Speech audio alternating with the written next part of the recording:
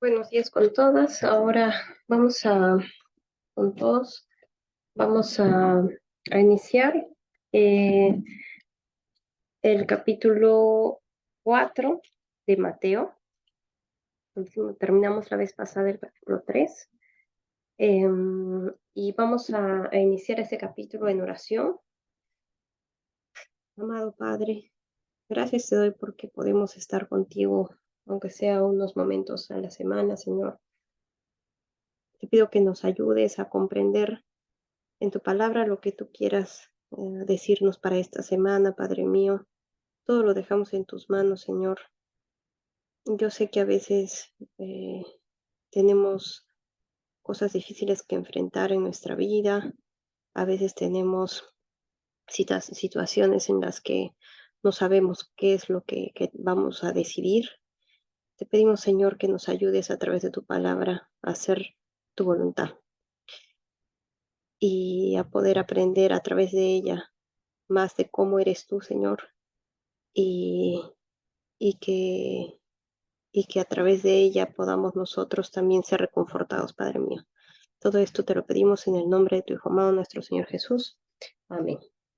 Muy bien, entonces vamos a empezar con el capítulo 4 de Mateo y vamos a ir retomando, ¿no? Un poco lo que vimos la vez pasada cuando fue el bautismo de Jesús, en el que ya vimos que Jesús realmente no necesitaba ser bautizado porque él no tiene pecados, pero lo hizo con esa intención de hacer una analogía, ¿no? Entre lo que iba a pasar, esta muerte y resurrección que él iba a tener, y sobre todo para poder iniciar su ministerio, siempre identificándose con pecadores, ¿no?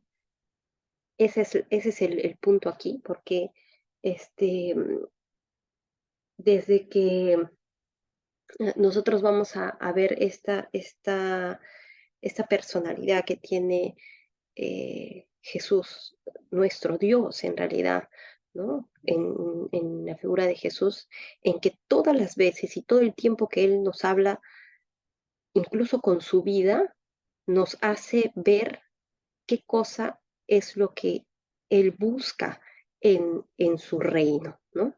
Y de alguna forma, desde cómo es que Él nace, ¿no? En ese humilde pesebre, Él nos puede llevar a entender que realmente estas cosas que a nosotros nos preocupan, como las cosas materiales y las cosas el éxito, incluso la intelectualidad, la soberbia, esto que a veces a nosotros nos gusta, ¿no? Como seres humanos, que seamos reconocidos, ¿no? A través de estas cosas, nuestro Dios y Cristo en sí mismo nos va mostrando qué cosa es lo que Él ve, ¿no? Y que el Rey de Reyes, el Señor de Señores, el Dios del universo haya nacido en en algo que es para que coman los animales, ¿no? Nos puede denotar su humildad, ¿no? Y nosotros podemos, a través de estos ejemplos de vida, y no solamente de lo que habla, sino de su ejemplo en sí mismo, podemos eh, ver qué es lo que quiere Dios para nosotros, o sea, tenemos que estar seguros de qué es lo que Él está mirando, ¿no? Y si ha nacido en un pesebre, créanme que lo que menos le va a importar a Dios es realmente ser glorificado de una manera que nosotros estamos acostumbrados a ver, como cuando ves un castillo gigante con lujos y cosas estrambóticas, ¿no? Entonces, ese es nuestro pensamiento de qué cosa es un rey y todas las cosas que nosotros como humanos pensamos que es el éxito, ¿no? Pero Jesús no. Jesús nos muestra en esto que el reino es diferente, es distinto a lo que nosotros estamos en nuestra mente pretendiendo, eh, eh, pretendiendo justificar como verdadero, ¿no? Y en este sentido es que yo pienso que Jesús también se bautiza, ¿no? Para poder, para poder identificarse con estas personas, ¿no? Él durante toda su vida siempre estuvo al lado de pecadores y pecadores de todas las calañas y de todo lo que se puedan imaginar, ¿no? Es que, bueno, pues para esa sociedad era lo que en ese momento, los que en ese momento estaban prácticamente repudiados, ¿no? Y de alguna forma él nos demuestra que todas las personas tienen una oportunidad, ¿no? Todas las personas tienen la oportunidad de tener a Cristo en su corazón. No hay diferencia entre que alguien, este, no sé, tenga algún pecado en específico, el más terrible que quiera, no sé, que sea un asesino o lo que sea, puede estar llamado a tener una comunión con Dios y con Cristo, ¿no? Entonces, él se quiere identificar con el pecador, ¿no? Más no con el pecado, sino con la persona, ¿no? Con las personas que hacen esto, ¿no? Porque Él ha venido justamente para ellos, ¿no? Para estas personas, para nosotros, ¿no? Como pecadores que somos. Y entonces, pienso que esa es la idea. Y para poder Él iniciar su ministerio, tiene que hacer esto, y pienso que es como, Mateo lo presenta, es como una coronación, ¿sí? Él es el rey y esto es como la coronación, es como que el principio de su reinado aquí, ¿no? Y que hasta ahora está, porque su reinado nunca tendrá fin. Y ese es el inicio de cómo él empieza a hacer estos 3 años en los que él vivió haciendo su ministerio aquí, ¿no? Entonces vamos a Mateo 4, porque para poder él enfrentar todo lo que iba a enfrentar y hacer todo lo que iba a hacer, tenía que ser tentado, dice la palabra. Mateo 4, versículo 1. Entonces Jesús fue llevado por el Espíritu al desierto, o sea, el Espíritu Santo, ¿no? Para ser tentado por el diablo. O sea, ya Dios sabe que el diablo va a intentar hacer algo, va a intentar tentarlo, a él, a nosotros, o sea, como en la historia de Job, por ejemplo, ¿no? Si ustedes lo pueden leer en algún momento, el libro de Job está en el Antiguo Testamento y su historia es una historia que de verdad es algo que nos sorprende y esta persona pasó tantas dificultades, ¿no? Porque em,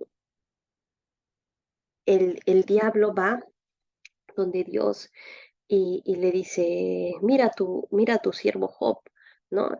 A él le pide permiso para tentarlo. Y Dios le dice, sí, puedes hacerlo, pero no pongas tu mano sobre él, o sea, sobre su vida, ¿no? No lo mates. Y vas a ver que él va a responder. Y le pasa de todo, se mueren sus hijos, pierde su dinero, o sea, es una cosa, un martirio su vida. Y al final, él sale victorioso de esto por su fe, ¿sí? Y bueno, pues ustedes ya pueden leer la historia después, pero es algo tan increíble que hasta Dios puede glorificarse con esas tentaciones que nos da el diablo, ¿sí? Y a él nunca se le escapa nada. O sea, si hay algo que estés viviendo ahora como una tentación, es- tienes que estar seguro que Dios sabe que lo estás pasando, ¿sí? Nada se escapa de las manos de Dios y tú tienes que responder. Entonces, ¿cómo vas a responder? Y ahora lo vamos a ver. Vamos a seguir el ejemplo de Jesús. Y después de haber, dice, para ser tentado por el diablo, y después de haber ayunado 40 días y 40 noches, tuvo hambre, ¿sí? Y acá se van a dar cuenta que estos 40 días y 40 noches siempre está sujeto a un cambio, ¿sí? Puede ser, por ejemplo, 40 días y 40 noches, cuando Moisés, por ejemplo, estuvo también sin comer ni beber 40 días y 40 noches en el monte Sinaí, por ejemplo, también pasó eso, o Elías también ayunó ese mismo tiempo, ¿no? Entonces, está relacionado con algo que se va a empezar a hacer un nuevo inicio, ¿no? Y vino a él el tentador, dice. ¿Quién es el tentador? El diablo, ¿no? Y acá vamos a hablar un poco del diablo. El diablo tiene dos características que siempre se le asignan, ¿sí? Más que el tentador sabemos que es el diablo, pero hay dos características, que él es un asesino, ¿ya? No un asesino en el sentido de que va ahí matando gente, corporalmente hablando, ¿no? Sino que es un asesino de almas, de espíritus, ¿sí? Porque puede hacerte creer que que te vas a salvar, ¿no? Como por ejemplo, cuando tú vas a la iglesia y, no sé, comulgas y ya, y listo. Piensas que ya con eso estás protegido toda la semana si es que mueres esa semana, ¿no? ¿Ustedes se imaginan esa mentira que, que, o sea, que realmente eso te va a salvar, ¿no? Y puedes tú creerla y ya, apareces de pronto y no estás ahí. O sea, es algo bien macabro, ¿no? Entonces, un asesino de esa forma puede ser también que te haga pensar que Dios no existe, ¿sí?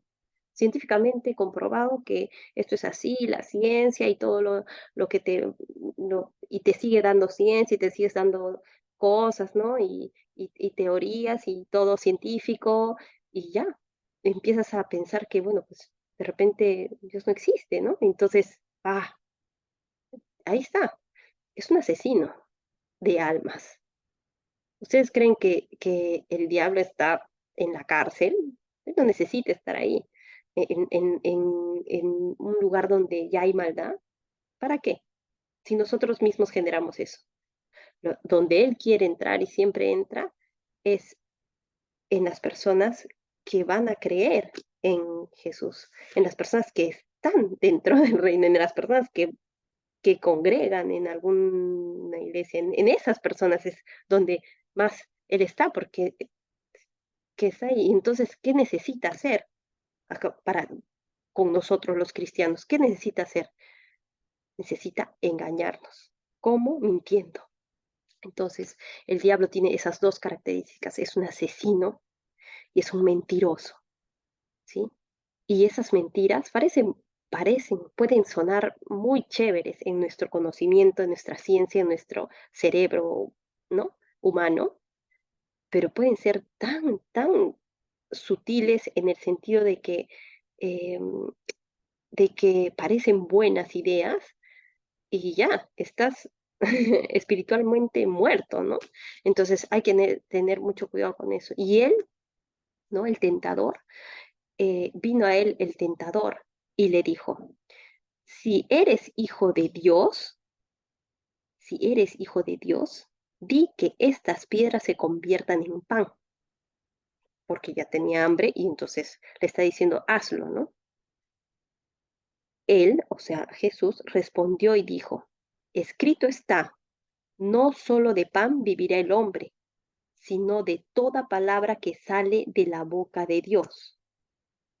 ¿Sí? ¿Y qué significa este escrito está? ¿Sí? Jesús, cuando se defiende, y cada una de las respuestas que da Jesús ese día al diablo, fueron tomadas de las escrituras, específicamente de un libro que se llama Deuteronomio.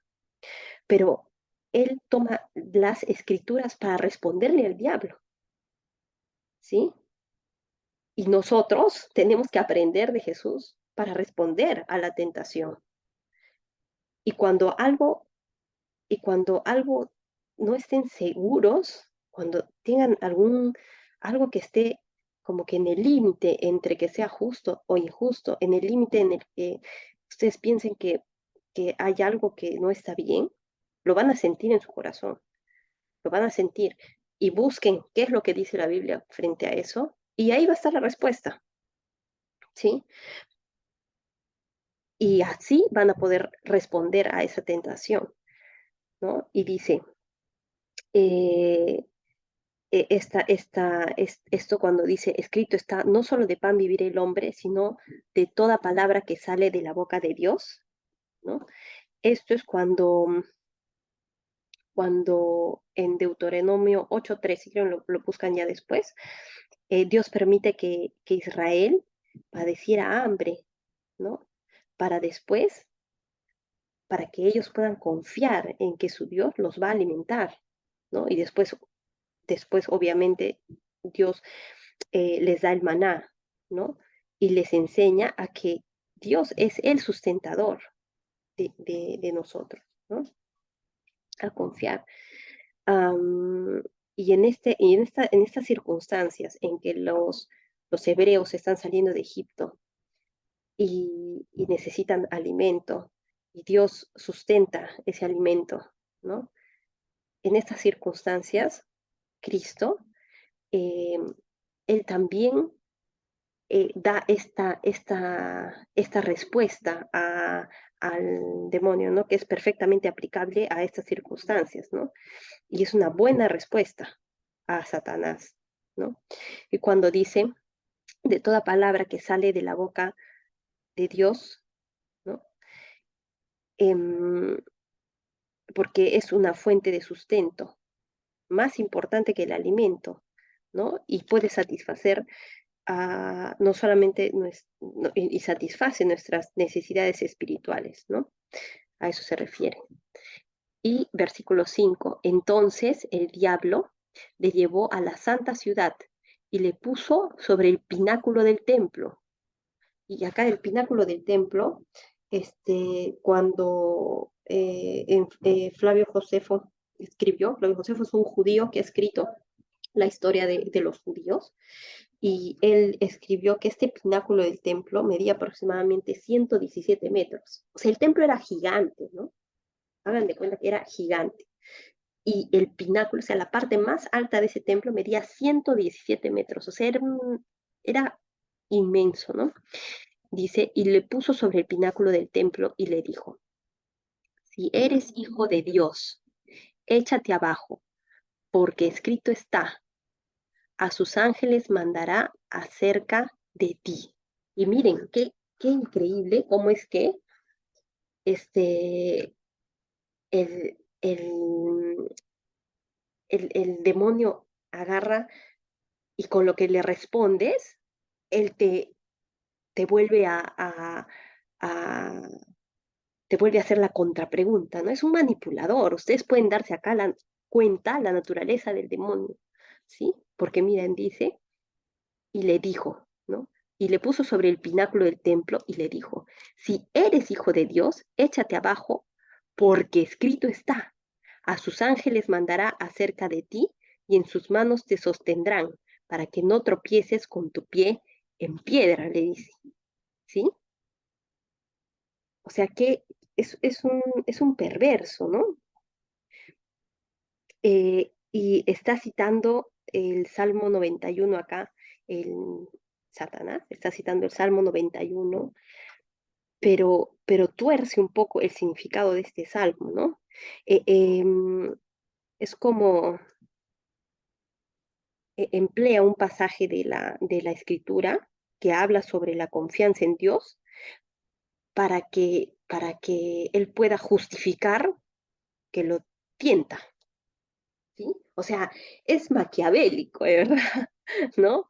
Es demoníaco esto, porque él como nosotros decimos vulgarmente, ¿no? Le quiere voltear la tortilla. Es un manipulador, ¿no? Dice, a sus ángeles mandará acerca de ti y en sus manos te sostendrán para que no tropieces con tu pie en piedra, ¿no? Es como, tú eres Dios, bueno, a ver, échate abajo, van a venir los ángeles, ¿no?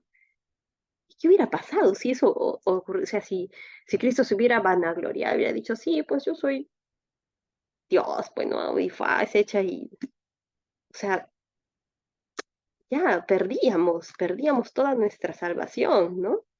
Y dice, ¿y qué le dijo Jesús, no? Jesús le dijo, escrito está también, no tentarás al Señor tu Dios, ¿no? Otra vez le vuelve a decir, ¿sí? ¿No? Entonces Cristo replica con otro versículo de la experiencia de Israel en el desierto, igualito, Deuteronomio 6:16, si quieren lo pueden buscar después, ¿no? Y recuerda la experiencia de igual, cuando los israelitas están ahí en el desierto y exigen agua, ¿no? Exigen agua, agua, que no sé qué, y entonces exigieron a Moisés que sacara agua y él lo hace, pues, ¿no? Y dice, y Jesús le dijo, escrito está también, no tentarás al Señor tu Dios, ¿no? Listo, hasta ahí. Y ahora, versículo 8, otra vez le llevó el diablo a un monte muy alto y le mostró todos los reinos del mundo y la gloria de ellos, y le dijo, todo esto te daré si postrado me adorares, ¿sí? Porque aquí el diablo sabe que es su única oportunidad de poder tentar a Dios, porque él es hombre en este momento. Entonces, él está tratando de aferrarse a lo que, a nosotros más nos aferramos, ¿no? En este caso, el primero está asociado a nuestro alimento, ¿no? A nuestro sustento. En ese sentido, todos podríamos sucumbir a eso, ¿no? En segundo lugar, nos desafía en la soberbia, ¿no? En el sentido de la vanagloria, ¿sí? En la tercera tentación, como es en este caso, le dice, yo te voy a dar todos los reinos de este mundo y la gloria de ellos, si postrado me adorares, ¿sí? ¿Y quién da algo que no tiene? ¿Tú podrías ofrecer algo que no tienes? Cristo le hubiera podido decir, pero si no es tuyo, si es mío. No. Entonces, ¿quién es el rey de este mundo? El diablo, realmente es él, en el sentido de que él eh, tiene, tiene opción de estar aquí, ¿no? En la tierra. Dice, dice, te daré, ¿no? Entonces, Satanás es el príncipe de este mundo y el Dios de este siglo. Y el mundo entero está bajo su poder, ¿no? Dice Juan, primera de Juan 5:19. El mundo entero está bajo su poder, ¿sí? Entonces, podemos decir que en ese sentido, ¿no? Em, Satanás está ofreciendo su reino, ¿no? Por eso es que nosotros vamos a escuchar decir a Jesús, mi reino no es de este mundo, obviamente, porque entre la luz y las tinieblas no puede haber comunión, no puede haber, eso está separado. Por eso dice, mi reino no es de este mundo, porque ¿quién es el príncipe de este mundo? El diablo, ¿sí? Adorarás y a él solo servirás ya. El diablo entonces le dejó y he aquí vinieron ángeles y le servían. No, perdón. Dijo, y le dijo, todo eso te daré si postrado me adorares. Entonces Jesús le dijo, ahí va, versículo 10. Entonces Jesús le dijo, vete, Satanás, porque escrito está, al Señor tu Dios adorarás y a Él solo servirás. ¿Sí? Entonces, el diablo debe adorar a Dios y solo servirle a Él. Y el diablo que hizo, le obedeció, no tenía otra opción. Entonces le dejó, y he aquí vinieron ángeles y le servían. Y en este sentido, ustedes saben, me pueden decir, hay personas que dicen, sí, yo creo en Dios, sí, yo creo en Dios, no como tú crees, ¿no? Pero sí creo en Dios. No, no como cuando las personas van a la iglesia o hacen esas cosas, pero yo sí, sí creo y ya, ¿no? O crees, pero no sabes exactamente qué cosa es, ¿no? Pero crees. Dice la palabra que los diablos creen, y tiemblan. Entonces, creer no te salva. Creer no significa que estás en el reino de Dios. No solo con creer que Dios existe, puedes entrar al reino, ¿sí? Esa es la prueba, porque si los demonios lo conocen, ¿no? Si ellos creen y tiemblan, dice, acá mismo lo está viendo, y él cree, obviamente, que Dios existe, porque lo ve, habla con él. Entonces, ¿qué le falta en su corazón? ¿No? Claro, somos seres distintos. El diablo es una cosa y nosotros somos otros seres creados distintos. Pero a lo que voy es que con solamente creer, tú no puedes pensar que ya estás libre de, o sea, que te vas a librar del juicio de Dios al final, ¿no? Eso es así. Y he aquí vinieron ángeles y le servían, ¿sí? Después vamos a tener Mateo 4, versículo 12. Cuando Jesús oyó que Juan estaba preso, volvió a Galilea, ¿sí? Porque ya hasta ese momento Juan el Bautista había estado predicando sobre el arrepentimiento, hablamos eso la otra vez, preparando los corazones de la gente. Y este arrepentimiento, podemos decir que es un arrepentimiento el que predicaba Juan, en el sentido de que está bien, tú crees en Dios, ¿sí?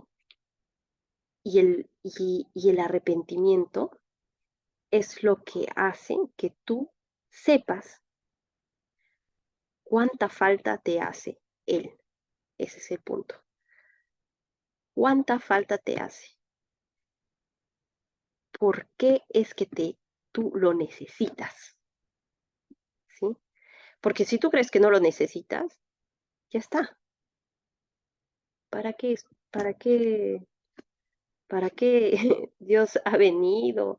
¿Para qué si estas personas han muerto por llevar la palabra? Para que todo es, o sea, vano, ¿no? O sea, es algo que no, es insulso, porque si realmente tú crees en Dios y a través de saber qué cosa está mal, ¿cómo haces eso? ¿Cómo sabes qué cosa está mal? Con los mandamientos, ¿no? Con los mandamientos, con lo que está escrito.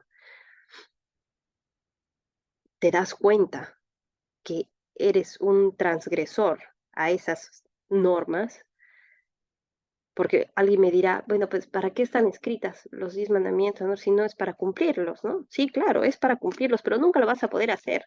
Nunca nadie lo va a poder hacer, ¿no? Nadie, nunca. Y por eso mismo es que Dios las pone ahí. ¿Por qué? Porque a través de eso tú te vas a dar cuenta que no puedes solo, que no lo vas a poder hacer solo. ¿Y eso qué va a generar?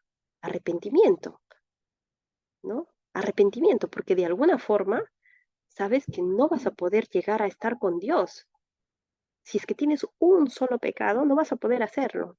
Para eso lo pone. La palabra dice, porque la paga del pecado es muerte, mas la dádiva de Dios es Cristo Jesús, nuestro Señor, ¿no? Entonces, ¿qué pasa? No hay un, tú vas a necesitar ese arrepentimiento para poder, para poder decirle, Señor, estoy aquí, perdóname, ¿no? Para humillarte, para que tu orgullo lo destruyas de alguna forma, decirle que, ¿no? Que tú estás arrepentido de eso que has hecho. ¿Por qué? Porque si no hay ese arrepentimiento, ¿cómo vas a saber que realmente lo necesitas? ¿No? Y dice la palabra también que Dios ha puesto en nuestro corazón la ley. Dios ha puesto en nuestro corazón la ley. Así nunca la hayas escuchado, Él ha puesto la ley en tu corazón, en todos los humanos. Por eso sabemos qué cosa es lo que está bien y qué cosa lo que está mal, así no haya sido escrita, como claro se le ha dado a los judíos, ¿no? Pero, pero hay una intuición de qué cosa está bien y qué cosa está mal, ¿no? Y eso es lo que te hace dar el arrepentimiento, ¿sí? Entonces, y dejando, dice,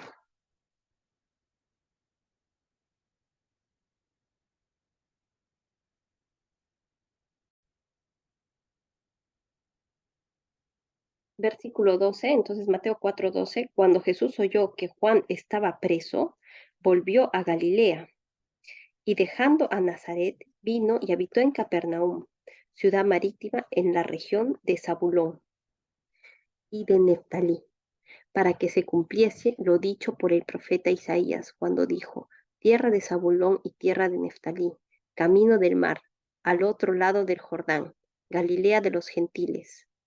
El pueblo asentado en tinieblas vio gran luz, y a los asentados en región de sombra de muerte, luz les resplandeció. Entonces aquí nosotros igualito podemos ver cómo es que Mateo este, siempre, siempre cita las profecías, ¿no?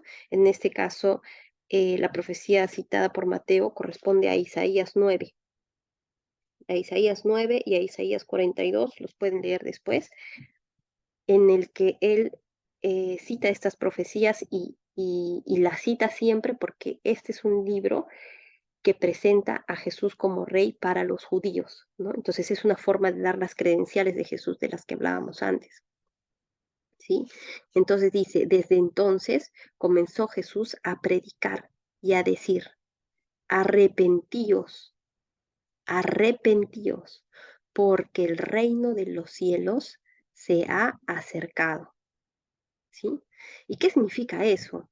Arrepentidos porque el reino de los cielos se ha acercado, ¿no? Después ya lo vamos a ver cuando nos toquemos hacer las bienaventuranzas también y otras cosas. Y es que este reino del que nosotros estábamos hablando al principio, ¿no? Que para nosotros nos parece un poco lejano, un rey que nace en un pesebre, un rey que muere en una cruz, o sea, ¿qué clase de rey es ese, ¿no? A veces nos preguntamos eso y como humanos pienso que solamente lo podemos llegar a entender hasta que vamos leyendo y vamos articulando un poco todas las cosas que Dios puede, a través de la Biblia, a través de su palabra, puede hacernos entender. Porque es como estos niños, es como esta historia del niño que va con, eh, que tiene un pozo a orillas del mar y va y trae agua y llena su pozo, ¿no? Y al final trae agua y quiere llenar su pozo con el agua del mar, ¿no? Y, y pasa una persona y le dice, niño, ¿qué haces? Ah, quiero meter el mar aquí en mi pozo, ¿no? Entonces, es algo así, ¿no? Nosotros no vamos a poder, y Dios, no si pienso que si Dios nos hubiera explicado exactamente, porque a veces las personas nos dicen, ya, ¿y por qué entonces le da tanta vuelta, ¿no? ¿Por qué esto está así escrito, ¿no? ¿Por qué no es directo? Porque yo pienso que si Él nos hubiera explicado todo directamente, no sé, pienso que no hubiéramos podido soportarlo, ¿sí? Entonces, como les decía, esto es como un coquito, ¿no? El que ha aprendido a leer y escribir con coquito. En Latinoamérica es así. Podemos, podemos entender que esto es como lo más básico de lo básico de lo básico para Dios, ¿no? Y entonces cuando Él empieza a hablar las cosas y cuando vamos a empezar a meternos más en la escritura, vamos a darnos cuenta que esas cosas que parecen extrañas en algún momento, empiezan a tomar forma, ¿ya? Y una de esas cosas es este reino de los cielos, ¿no? ¿Por qué? Porque el reino de los cielos se ha acercado, porque Jesús es el rey de ese reino, ¿sí? Y se ha acercado porque Él está acá. Y no solamente eso, ese reino de los cielos se va a dar se da cuando Jesús muere, resucita, entrega el Espíritu Santo y cada una de esas personas que reciben al Espíritu Santo, que es el templo del Espíritu Santo, cada una de esas personas son partícipes del reino de los cielos, como es ahora, porque Cristo está vivo. Nosotros no tenemos un Cristo muerto. Nuestro Salvador, el que ha dado la vida por nosotros, está vivo. Y ese rey está en un reino de los cielos que existe y está ahí, y nosotros somos parte de él de alguna forma, ¿sí? Por eso dice, arrepentíos porque el reino de los cielos se ha acercado. Andando Jesús junto al mar de Galilea, vio a dos hermanos, Simón, llamado Pedro, y Andrés, su hermano, que echaban la red en el mar porque eran pescadores, ¿sí? Pedro y Andrés, su hermano. Y les dijo, venid en pos de mí, y os haré pescadores de hombres. Ellos entonces, dejando al instante las redes, le siguieron. ¿Qué, qué, qué, qué tal autoridad, ¿no? Nos da este pedazo de la Biblia en que Cristo dice, ven, sígueme. Y ellos no pueden hacer otra cosa sino seguirlo. En los otros evangelios seguramente es así, ¿no? Porque ellos van directamente, porque de hecho ellos ya lo han visto hacer algo, algún milagro, hacer algo, ¿no? Ellos ya han visto algo en Jesús, ¿sí? Y ellos van en pos de él, no preguntan ni nada, solamente van con él. Pasando de allí, vio a otros dos hermanos, Jacobo, hijo de Zebedeo, y Juan, su hermano, en la barca con Zebedeo, su padre, que remendaban sus redes y los llamó, ¿sí? Y ellos, dejando al instante la barca y a su padre, le siguieron. Y otra vez, ¿no? Y a veces nosotros decimos, pucha, yo, si Jesús me escoge para hacer algo, no estoy seguro si es que yo con lo que sé o con lo que me ha dado podría ir, ¿no? No te preocupes, Él lo va a hacer. Él escogió pescadores para llevar su palabra y no tengo nada en contra de los pescadores porque hacen un digno trabajo y eso está muy bien. Pero hablar de la escritura en este tiempo, ¿no? Era algo un poco de gente erudita, ¿sí? Entonces, Dios se gloría con las personas que somos menos aptas para, para, para entender, para decir las cosas. No sé, a veces él escoge a nosotros los pequeños del mundo, ¿no? En cualquier lugar donde tú estés puedes ah, hacerlo. Y, y, y el punto acá es la disposición que uno tiene, ¿no? Porque a veces Cristo nos llama, te llama, y tú dices, "Ay, espérame un ratito, tengo que hacer varias cosas y después de repente lo hago, ¿no? Es algo así como que puede ser, pero ya, déjame pensar, ¿no? Es una cosa así como que no estás tan seguro, ¿no?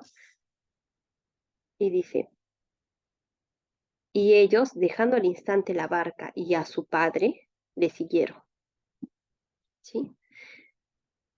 Y recorrió Jesús toda Galilea, enseñando en las sinagogas de ellos y predicando el evangelio del reino. En este caso, porque son judíos, ¿no? Ese evangelio del reino en el que iba a haber, este evangelio del reino, si tú le preguntas a un judío, es un reino aquí en la tierra, un reino donde ellos van a poder tener su, su, su tierra prometida, lo que Dios les ha prometido, y que no va a haber nadie que esté por encima de los judíos en el sentido de que no van a ser gobernados por nadie más que por su rey, ¿no? En este caso, el Mesías. y no van a tener que estar sujetos a Roma, a los persas, a todos los que los han conquistado y ya han estado ahí, subyugados, ¿no? No, este reino, este evangelio del reino al que se refiere aquí la palabra y que Jesús estaba hablando, es un reino que si tú eras judío en ese tiempo, pucha, decías, ahora sí, ya, está pronto, vamos a liberar de los romanos, y si él es el Mesías, él va a ser nuestro rey, nuestro David, ¿entiendes? O sea, ya, sí. Y entonces yo pienso que los discípulos también pensaban eso, y por eso es que ellos van, ¿no? Porque van a tener alguna ganancia después. Ustedes piensan, no han ido porque Pedro, el santo, no van, no, no, en primera instancia no fue así. En primera instancia ellos vieron que iban a tener alguna ganancia con esto, ¿sí? Es lógico pensar eso, porque de alguna forma ellos en su humanidad, así como nosotros, siempre pensamos en que algo puede convenir, ¿no? Nos puede convenir mejor hacer esto o el otro, tomar una decisión en base a qué, a los beneficios de nosotros, de nuestros seres queridos, de nuestra familia. En este caso, ¿ustedes creen que su papá tiene dos hijos hombres de este señor que está aquí en la barca y los va a dejar ir así nomás porque ya, en ese tiempo donde necesitabas brazos para poder trabajar y ganarte la vida? ¿No? No. Sino estar seguro de que con eso de repente puede o sea, ganar algo, en el sentido de que tenga estatus o lo que sea, ¿no? Pero ya, vas. Y en primera instancia fue así. Y por eso es que les digo que Dios siempre usa todas las situaciones, así sean malas, así sea lo que tú piensas que escogiste mal, no, Él tiene todo bajo control, no te preocupes, porque Él te va a decir qué es lo que tienes que hacer. ¿Sí? Y dice, y recorrió Jesús toda Galilea, enseñando en las sinagogas de ellos y predicando el evangelio del reino y sanando toda enfermedad y toda dolencia en el pueblo. Y se difundió su fama por toda Siria y le trajeron todos los que tenían dolencias, los afligidos por diversas enfermedades y tormentos, los endemoniados, lunáticos y paralíticos, y los sanó a todos. Nunca hubo excepción de personas para Jesús, jamás, ni en la enfermedad, ni tampoco en los pecados. Nunca, nunca habrá. Jesús odia el pecado, pero no al pecador. Él ha venido por nosotros. Lo que hayas hecho, si has matado a alguien, si has violado a alguien, si has adulterado, si has abortado, si si estás metido en cosas de idolatría, hechicería, lo que sea que tú hayas hecho, que pienses que puede ser el peor pecado del mundo, Él nunca va a tener una acepción contigo como ser humano, jamás, ¿sí? Por el pecado, sí, y nosotros tenemos que estar enfrentando eso. La idea de qué cosa es el pecado es verdad, ¿no? Nosotros vamos a tener que enfrentarnos con eso, pero no con las personas, nunca con las personas, ¿sí? Siempre con las personas es como Él nos ha enseñado, con amor. Y le siguió mucha gente de Galilea, de Decápolis, de Jerusalén, de Judea y del otro lado del Jordán. Y bueno, pues creo que hasta aquí vamos a llegar, porque el Sermón del Monte sí es un poco más profundo y pienso que eso sí nos va a tomar por lo menos un, un, una sesión, solamente el sermón, así es que vamos a hacer el sermón del monte la próxima vez y después ya vamos a terminar el capítulo 5. El sermón del monte está en Mateo 5, haremos Mateo hasta la mitad, Mateo 5 hasta la mitad la próxima vez y ya después continuaremos. Muy bien, entonces vamos a cerrar en oración. Amado Padre, bendito Señor, te damos gracias por este tiempo, Padre mío. Gracias porque a través de ti, de tu palabra, podemos nosotros resistir a la tentación, conocer no solamente a través de tu palabra a ti, sino también al maligno y y a lo que él puede a través de sus maquinaciones hacernos creer, pensar. Aleja eso de nosotros, Señor. Protégenos con tu palabra, Padre mío. Todo esto te lo pido y te agradecemos por todas estas personas que han dado su vida para poder traer esto. En el nombre de tu Hijo amado, nuestro Señor Jesús. Amén.